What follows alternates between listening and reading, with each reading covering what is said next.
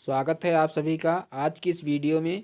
आज की वीडियो में हम वार्षिक परीक्षा कक्षा 6 विषय विज्ञान का क्वेश्चन पेपर शो करने वाले हैं और यह क्वेश्चन पेपर आपकी वार्षिक परीक्षा की दृष्टि से बहुत ही इम्पोर्टेंट है, क्योंकि ऐसे ही क्वेश्चंस आपको आपकी वार्षिक परीक्षा में देखने को मिलेंगे।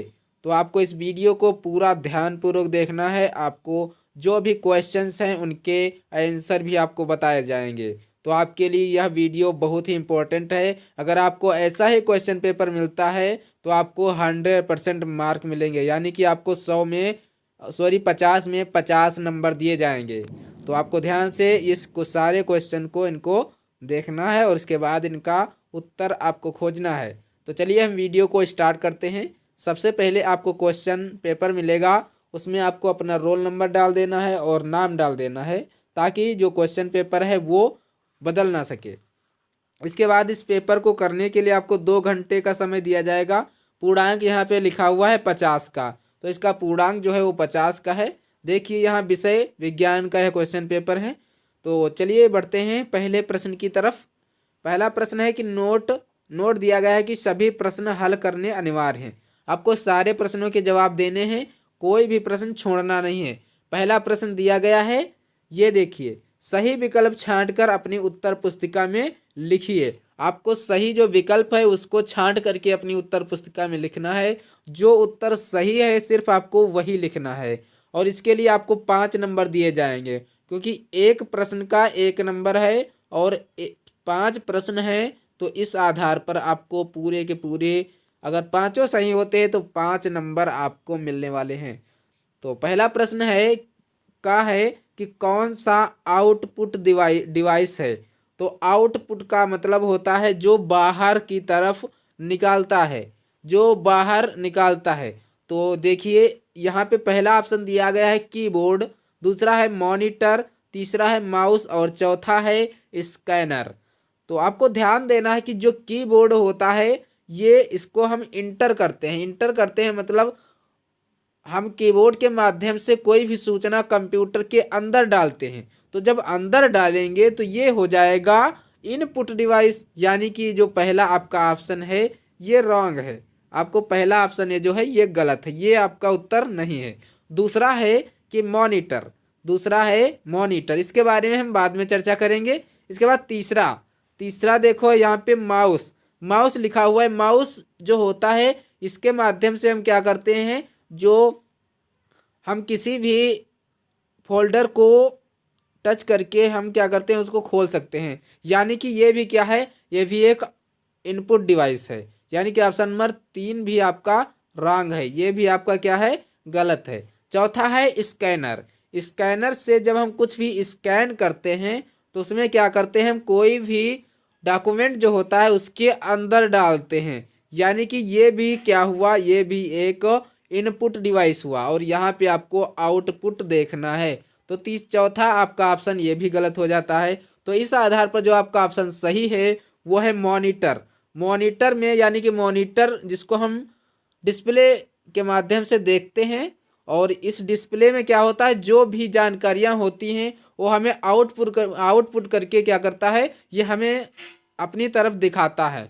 तो ये जो मॉनिटर होता है ये आपका ऑप्शन सही है, यानी कि ऑप्शन नंबर 2 आपका सही है। तो यही आपको अपनी उत्तर पुस्तिका में लिखना है, ऑप्शन नंबर 2 मॉनिटर। आपको मॉनिटर अपनी उत्तर पुस्तिका में लिख देना है। इसके बाद दूसरा खा है कि कपास द्वारा निर्मित सामग्री है।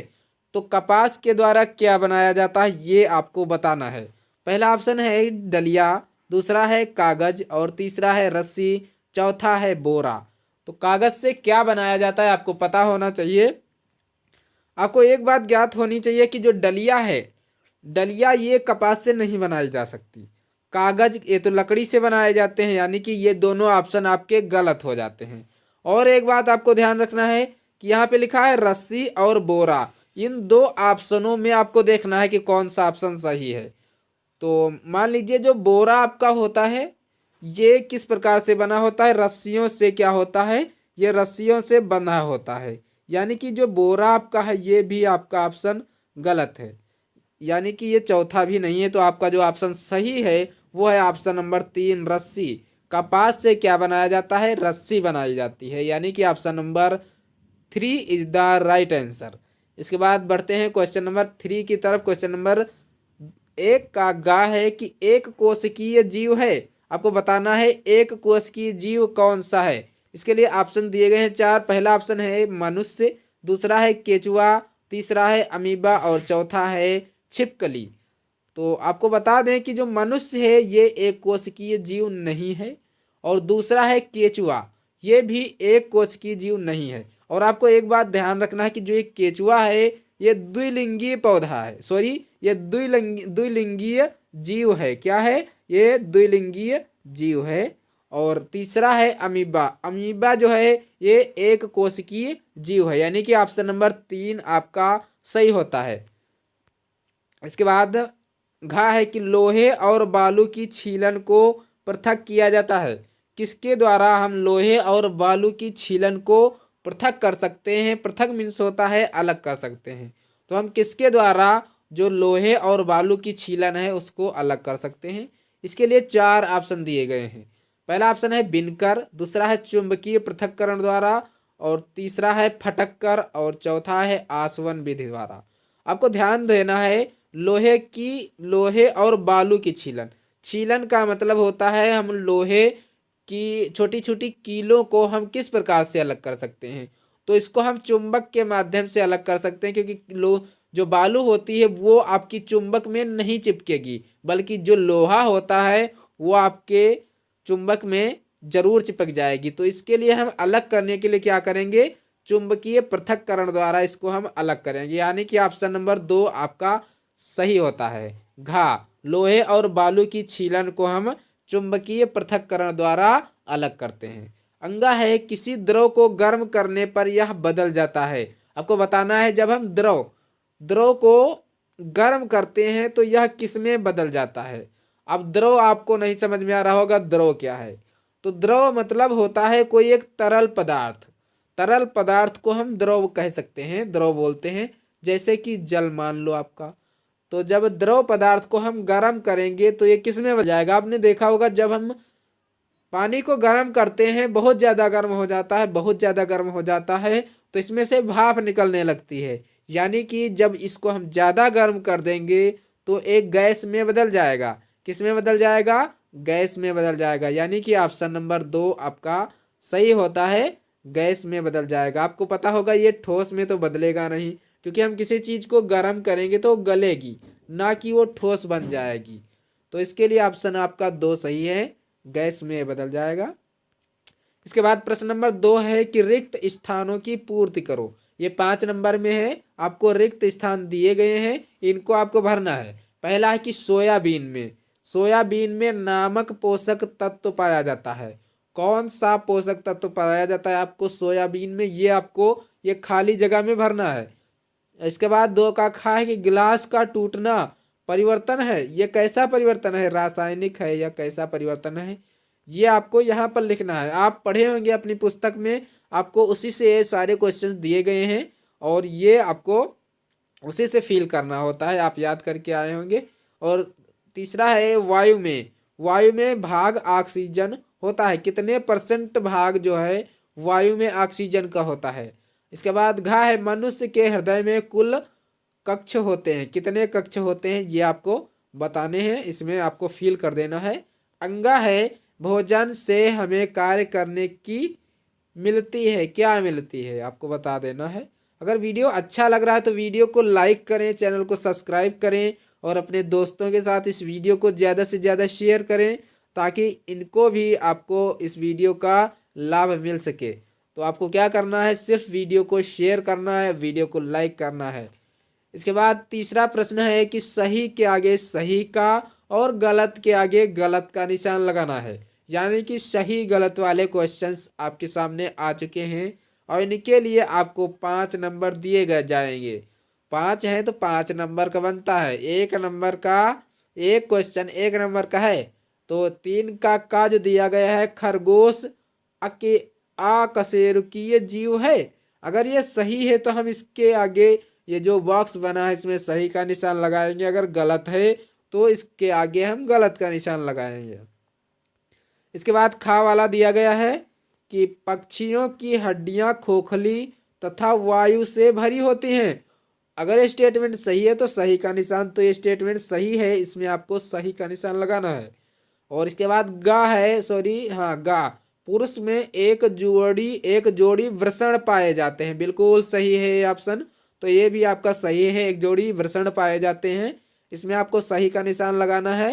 इसके बाद घा है कि समुद्र के जल को वाष्पित करके नमक प्रदान किया जाता है। अगर ये सही है तो सही का निशान, अन्यथा गलत का निशान लगाना है। इसके बाद अंगा है दूध का दही बनना भौतिक परिवर्तन है। गलत बात है, ये भी गलत स्टेटमेंट आपकी है। इसके बाद चौथा प्रश्न आपका है कि गैलीलियो, यानी कि चौथा प्रश्न जो है सही जोड़े बनाइए। आपको जोड़े बनाना है, यानी कि मिलान करना है, मैचिंग करनी है। 5 नंबर में है, 5 है। गैलीलियो ने क्या किया था, तो दूरबीन का आविष्कार किया था, तो इसको आपको दूरबीन में मिला देना है। और इसके बाद मेढक क्या है, ये उभयचर है, इसलिए आपको इसमें मिला देना उभयचर वाले में। पंख किसके होते हैं, चिड़िया के, तो हम इसको चिड़िया में मिला देंगे। श्रवण किससे करते हैं हम, कानों से करते हैं, तो कान में मिला देंगे। अंडे देने वाले अंडाइज होते हैं, तो इस प्रकार से इसको मैच कर लेना है। गैलीलियो को दूरबीन में मिला लेना है।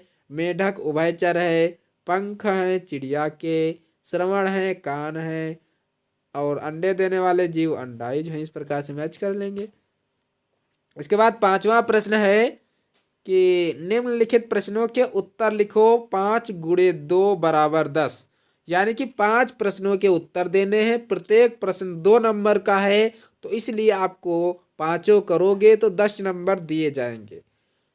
तो कहा है इसका कि किन्हीं 2 भारतीय तथा 2 विदेशी वैज्ञानिकों के नाम लिखिए, ये आपको लिख देने हैं। और खा है पदार्थ की 3 अवस्थाओं के नाम लिखो। ठोस द्रव गैस होती है, ये आपको लिख देनी है। और गा है मदार किस वातावरण में उगने वाला पौधा है। मदार जो है वो किस वातावरण में, कैसे माहौल में वो उगता है, ये आपको बताना है। और घा है मरुस्थलीय अनुकूलन के लिए ऊंट में किस प्रकार की विशेषताएं पाई जाती हैं। अंगा है किन्हीं 2 बहुवर्षीय पौधों के नाम लिखो। इन सारे प्रश्नों के जवाब आपको देने हैं, 10 नंबर मिलेंगे। इसके बाद छठा प्रश्न जो है वो 5 प्रश्न है, 4 नंबर का एक प्रश्न है, यानी कि यहाँ से आपको 20 नंबर मिलेंगे। तो आपको क्या करना है, पहला प्रश्न है वाष्पन और संघनन को परिभाषित कीजिए। और खा है घटसन के तने से जूट के, ये पटसन होगा, यहाँ पे घटसन नहीं पटसन के तने से जूट के रेवे को किस प्रकार पृथक किया जाता है, उस विधि को आपको लिखना है। इसके बाद गा है पारदर्शिता के आधार पर पदार्थ कितने प्रकार के होते हैं, उदाहरण सहित लिखिए। यह आपको उदाहरण सहित लिख देने हैं।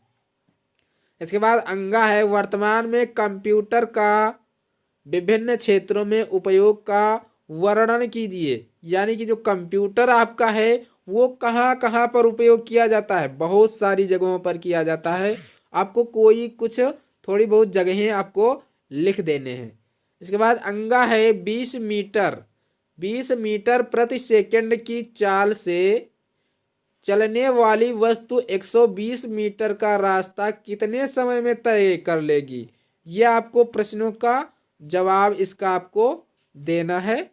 और ये आपका कक्षा 6 का विज्ञान का क्वेश्चन पेपर था। आशा करता हूँ आपको वीडियो बहुत पसंद आई होगी। वीडियो पसंद आई है तो वीडियो को लाइक करें, चैनल को सब्सक्राइब करें, और मैं फिर कह रहा हूँ कि अपने दोस्तों के साथ इस वीडियो को शेयर अवश्य करें। और एक बात और, अगर आपको किसी भी सब्जेक्ट का क्वेश्चन पेपर चाहिए तो आप हमें कमेंट बॉक्स में कमेंट अवश्य करें। और एक बात आपको ये भी ध्यान रखना है कि आप किस स्टेट से बिलोंग करते हैं, ये भी आपको कमेंट बॉक्स में कमेंट करना है। किस राज्य से आप संबंधित हैं जो इस पेपर को देख रहे हैं, क्योंकि इससे क्या होगा, हम आपको बता पाएंगे कि आपको किस प्रकार से प्रश्नों को करना है, आपके जो स्टेट में है किस प्रकार के क्वेश्चंस आपको मिलेंगे, किस प्रकार के क्वेश्चंस आपके स्टेट में आते हैं। तो मिलते हैं अगले वीडियो में, तब तक के लिए बाय बाय, नमस्कार।